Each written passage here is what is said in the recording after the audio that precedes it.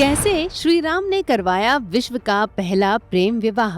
क्या है शिव पार्वती के विवाह से जुड़ा सबसे बड़ा रहस्य?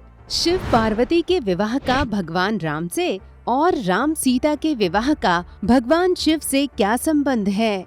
दोस्तों, हमारे शास्त्रों और धर्म ग्रंथों में दो विवाहों को सबसे ज्यादा महत्व दिया गया है। पहला विवाह है भगवान शिव का और दूसरा विवाह है भगवान श्री राम का।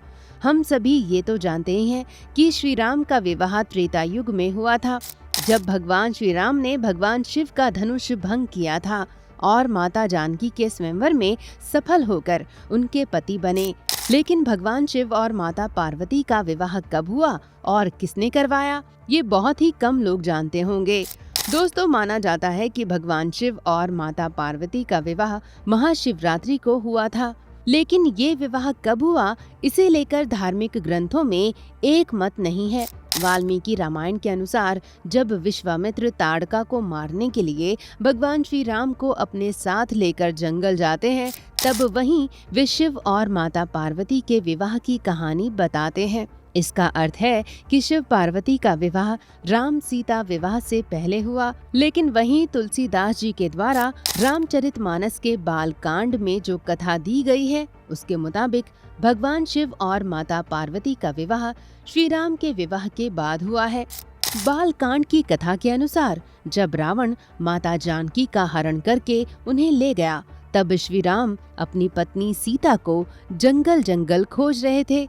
ऐसे में माता सती, जो कि भगवान शिव की पहली पत्नी थी, उनको ये शक हुआ कि भगवान शिव राम राम जपते रहते हैं, लेकिन राम जैसा साधारण मानव जो अपनी पत्नी के वियोग में भटक रहा है, श्री हरि विष्णु का अवतार कैसे हो सकता है? अपनी इस शंका को दूर करने के लिए माता सती ने भगवान शिव से बिना पूछे माता सीता का रूप धारण कर लिया और भगवान श्री राम के सामने चली गईं।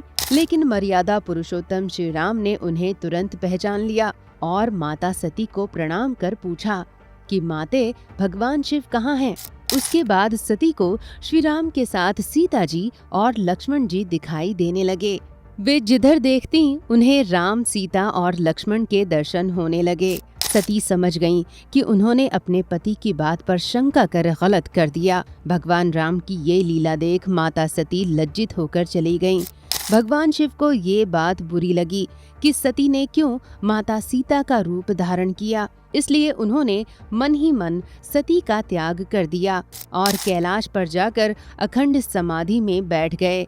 शिव की समाधि टूटने का इंतजार सती करती रह गईं, लेकिन ये इंतजार कभी खत्म नहीं हुआ, क्योंकि इसी दौरान माता सती अपने पिता दक्ष के यज्ञ में जाती हैं और अपने पति शिव का अपमान होते देख यज्ञ कुंड में खुद को भस्म कर देती हैं।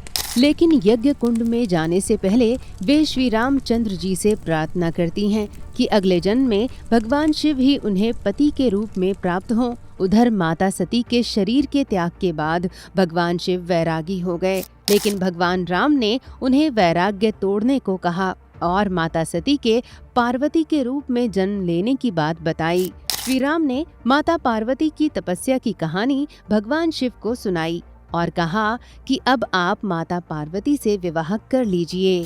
तुलसीदास जी के रामचरितमानस के अनुसार भगवान शिव और माता पार्वती का विवाह भगवान राम के द्वारा करवाया गया था।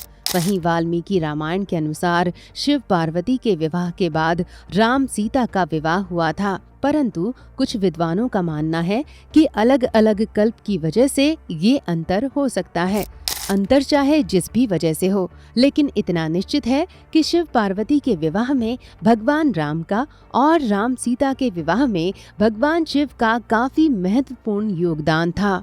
दोस्तों, ये वीडियो आपको जरूर पसंद आया होगा। इसे लाइक और शेयर करें, हमारे चैनल को सब्सक्राइब करें और हाँ, नोटिफिकेशन के लिए बेल आइकन दबाना ना भूलें। धन्यवाद।